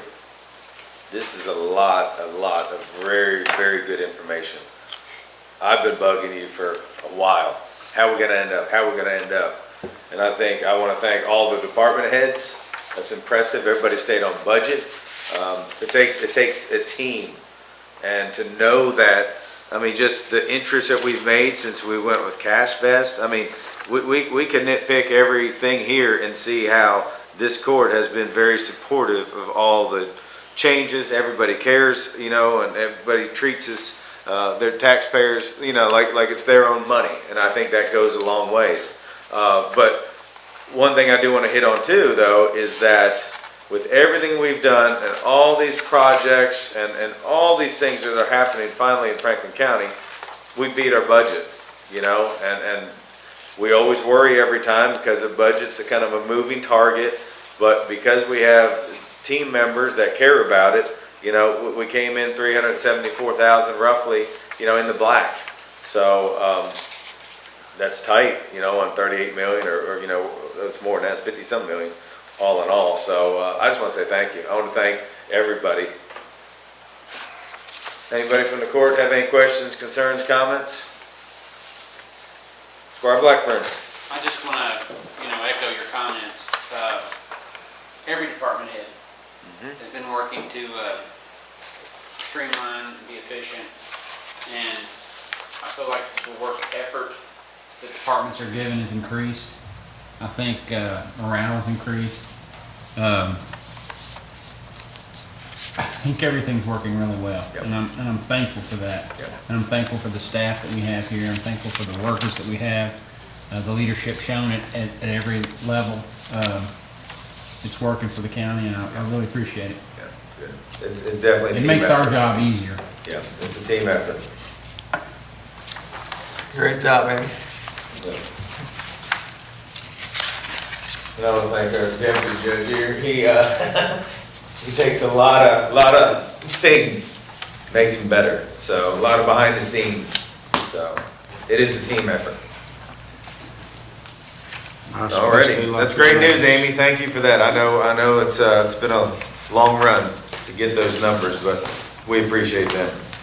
Alrighty, what's the next one? Next agenda item is showing where I have filed our fourth quarter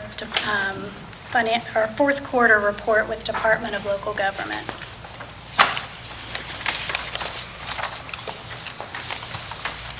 The next item, Department of Local Government has asked that incentive payments come before the court for approval. So I'm bringing this before you to approve. This is KRS. It is a requirement, but they are asking that we take this step to bring it before we make the payment. And this is a payment, as you know, that goes through payroll. Yep. All right. Judge, can I ask on that? Yep. I know there's been some back and forth, and typically these have went just through our court bills in the past to be approved as part of everything else. Is this the expectation from here in that each individual payment will come before as a separate line item or individual item to be approved? This could change. You saw it as a recurring Yes. after the fact, and so we're changing it to approve before. We may change it to see, you may see it as a separate claim sheet going forward. Okay. So it'll either come in this format or as a claim. We talked about it earlier, so we were trying to see if we can put it in with the bills before, but like to Amy's point, we were doing it after the fact, and by KRS, we have to do it before the fact, so we're trying to simplify it, and it's all positive things. Squire Blackburn. Just to clarify for me, as the agenda item reads, it says payment to the elected official training incentive. Is that for the fund itself that covers all the elected officials? Or is that going to be for every individual when they meet the benchmark to get paid? When I receive the letter, when you receive the Do letter. we need to vote on that? Yes. But the theory is we might be able to put in with bills and not have a separate Yeah. item. Yeah. I've had quite a bit of discussion about this with a lot of people, but anyway, the main thing we need to do is to make sure that the people who fulfill the requirements to get this incentive get it. Yeah. And I've had quite a long conversation with our county attorney, and he and I agree, he told me how it need to be done, and I agree with 100%, but might not be the same the next level. Right, you may, and I will point that out if it's in a different format so that you're aware of it. It's all positive things. And I think that's one of the reasons court works so well, because they are up on their education and things like that. Okay, Amy, next one? Oh, I'm sorry. I just want to point out, it's not something we keep track of. DLG keeps track of our training Exactly. incentive hours. Mhm. And they send a letter, They do. I guess to you, to say they've completed their training, they're ready to be paid, and then that will come to us to vote on? Yeah. Yes. Okay. But nothing. I know what you're saying. Treasury report. So this is the same information that I've already given you earlier, so I won't bore you with that again, but it is for the 12 months ending June 30th. I'm just going to give the fund balance. We're ending at 29.646,355. I've also included the revenues and the expenses for the new fiscal year as of July 16th. No, not as of July 10th.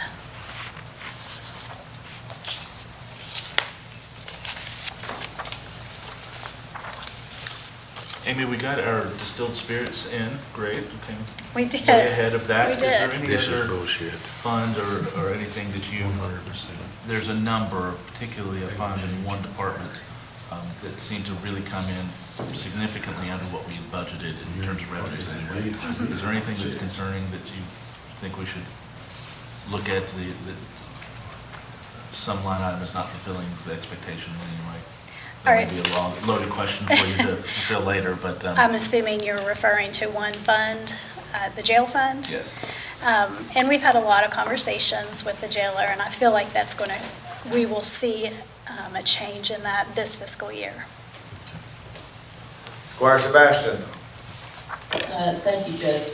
And I want to echo what the treasurer said in response to Squire Wisman's question.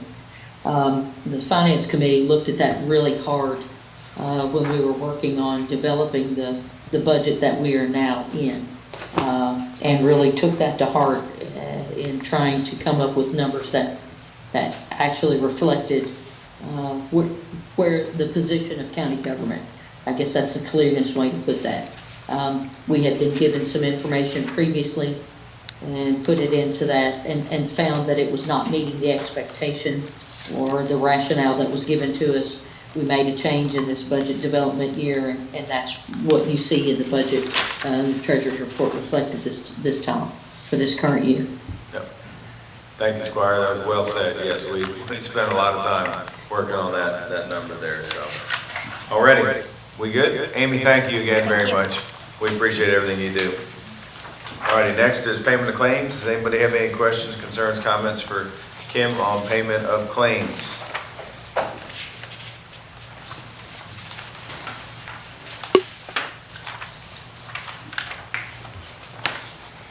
All righty, seeing none. Authorization to go into closed session for KRS 61.8101F. Discussions or hearings which might lead to the appointment, discipline, or dismissal of an individual employee? So moved. All those in favor say aye. Aye. All those opposed say nay. All right, we're in closed session.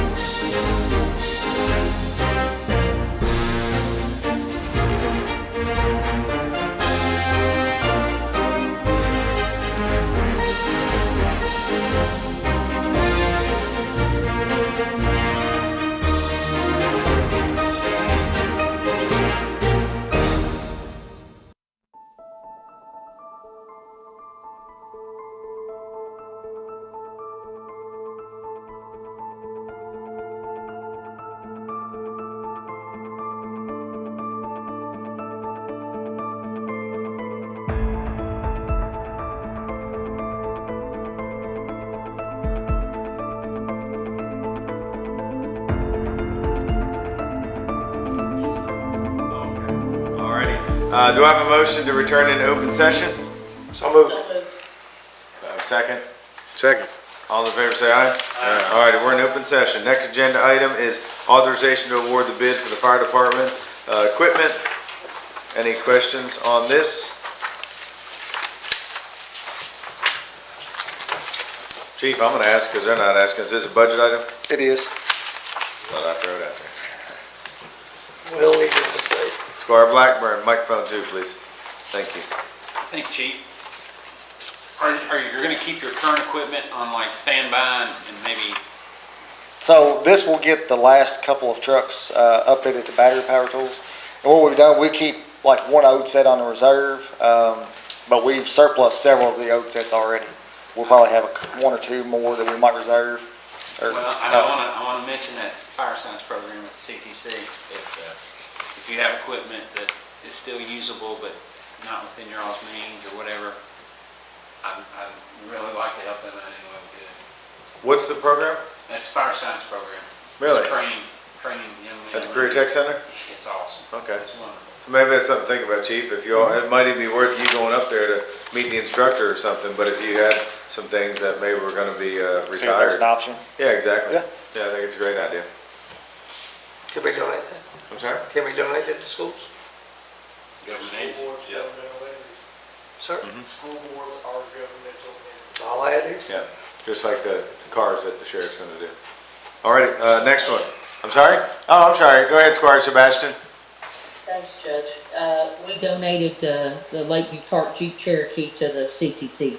Yep. Don't forget, we did that last year. Came in third last night. Oh, they still running it? It ran, Yes. yeah, it ran last year. Really? Was first in the first heat, but got beat, and this year it came in third. Really? Nice. Thank you, Squire Sebastian. That's right. That, it was just last year, so. Okay, Chief, how about the, gonna buy a boat? So this one's actually authorization to reject the bid for the boat. We did a bidding process. We received one bid. That bid was well above what our budgeted amount was. So we were going to request authorization to reject that bid and then look at rebidding that process. Alrighty. Next. Next item is authorization to hire a firefighter. We have a resignation of a current employee going into effect next week.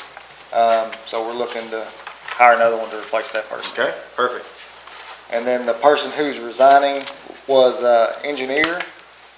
So with his resignation, we will look at promoting his position with the next person on the engineer's promotional list. Okay.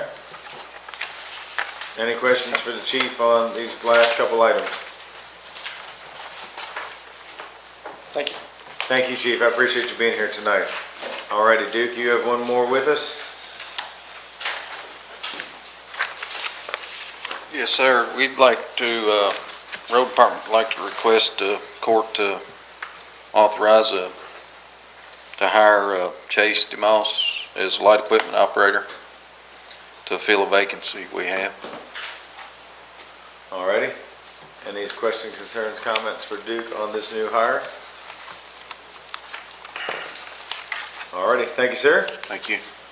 Alrighty, and next, last but certainly not least, is my friend Gene, who's with us. So Gene, you have gone through this 2 hours of meeting. You've learned all kinds of things about the fiscal court. Which is a good thing. Yeah, so we are here to appoint somebody to your board. Yes, Yep. we have 3 positions open, so. Okay. Why don't you tell us a little bit about the library first? Because I know you all went through a little bit during the disaster. Yeah, just a little bit, yeah. We are back functional. Everything that was adversely affected by the water has been repaired, replaced.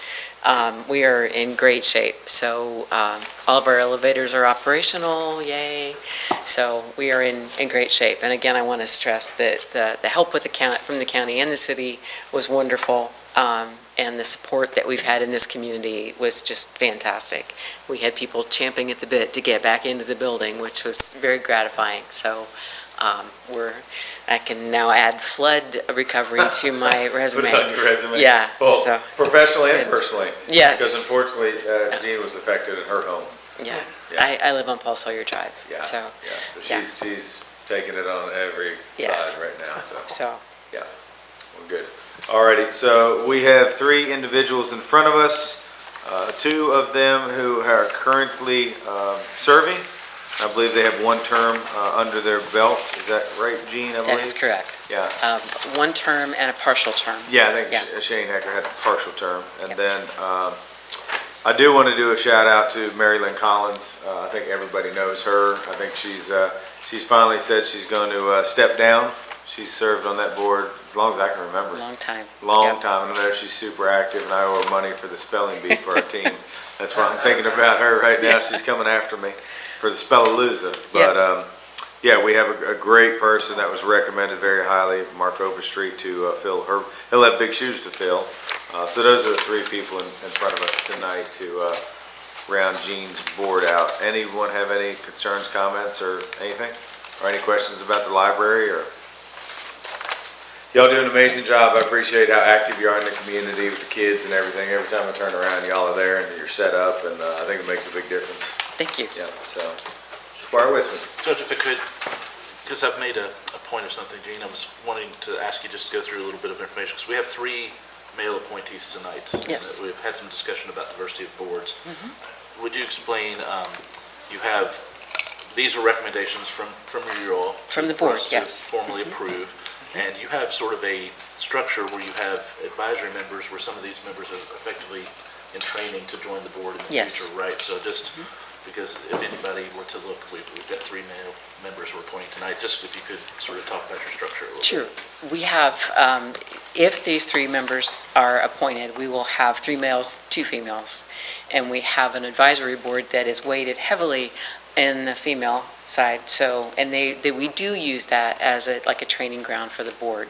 So we will have 2 positions opening up in subsequent years that we will use members from our advisory board to replace. So we do try to have a diverse, a good balance between male, female, age, experience, all of those things. And so the board very carefully considers who they want to recommend, and those recommendations have to go to KDLA. KDLA sends them to the Fiscal Court.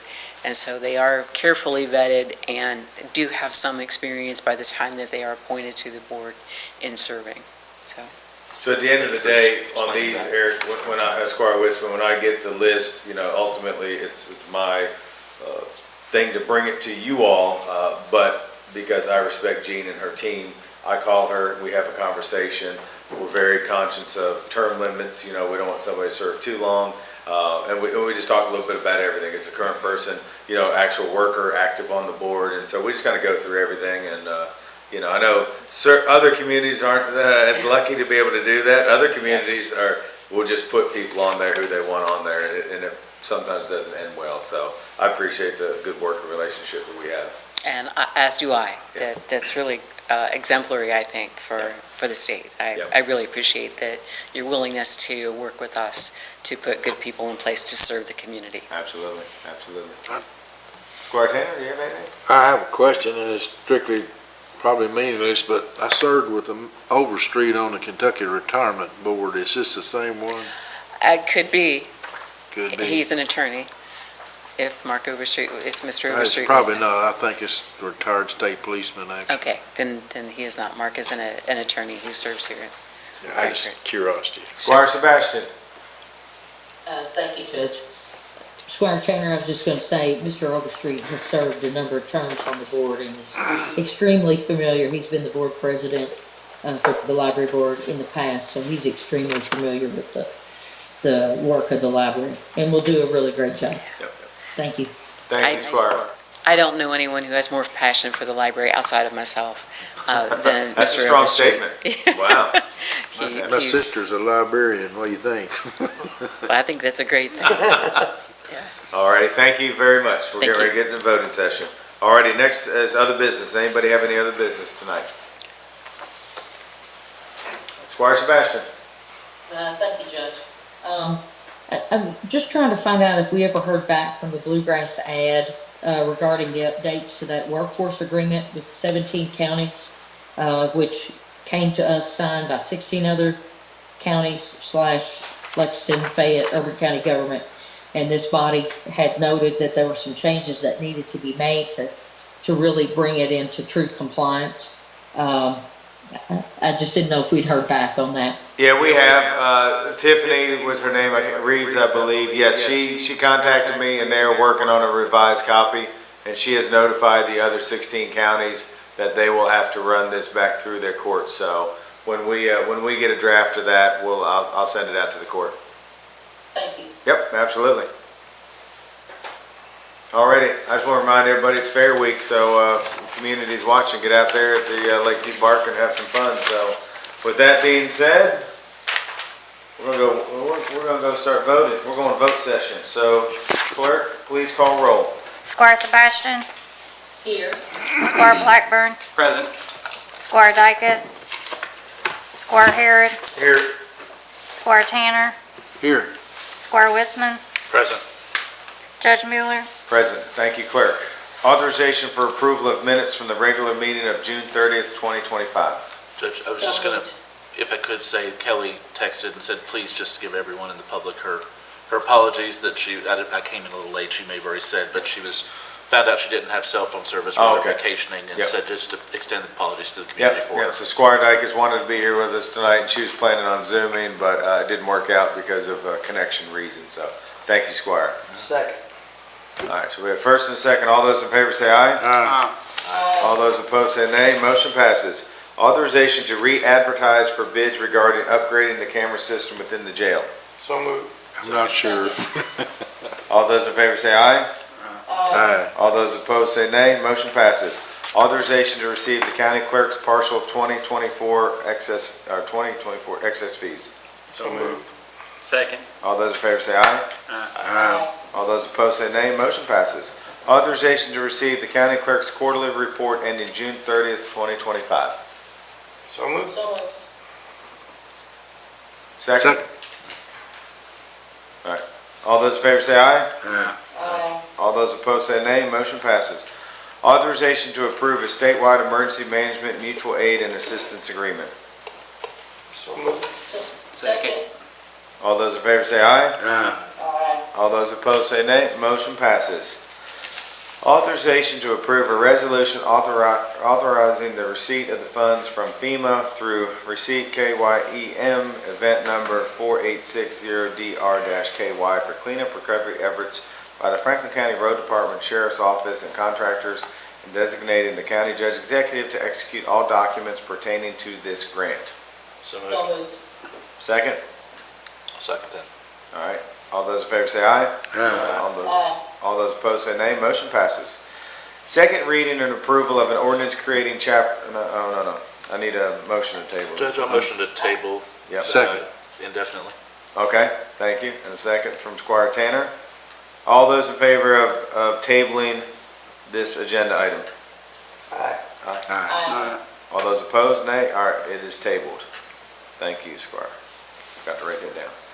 Second reading and approval of amending the table of ordinances, section 1, zoning map changes of the Franklin County Code of Ordinances for a 7.67-acre portion of property located at 1373 Peaks Mill Road from Agriculture District AG to Rural Residential RR. The property is identified as PVA map numbers 072-00-00-107-09. So moved.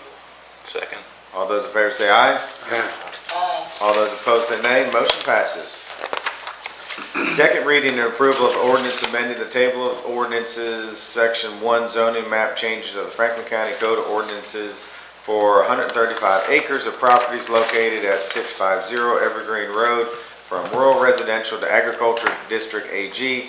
The property is identified as PVA maps number 025-00-00-064.00 and 025-00-00-064.02. So moved. Your district, Richard. It's your district, Richard. Second. Second?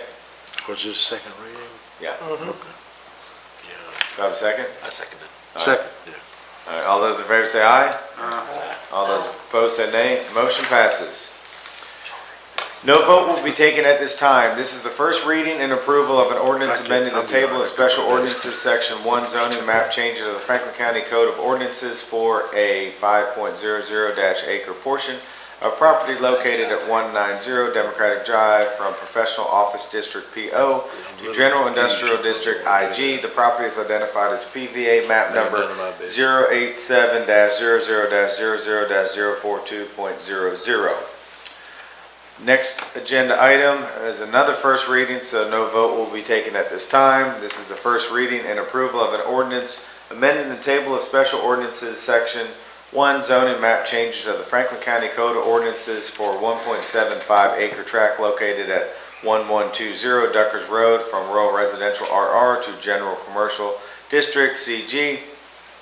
The property is identified as a portion of the property described in Deed Book 507, page 574. The property is more specifically identified as Tract 1 as shown in the plat cabinet N, slide 71 in the office of the Franklin County Clerk. Authorization to approve a rate increase in the facility rental of the Hancock Pavilion to $80. So moved. Second.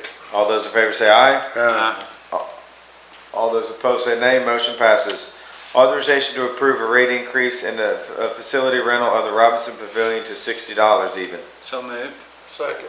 All those in favor say aye. Aye. All those opposed, motion passes.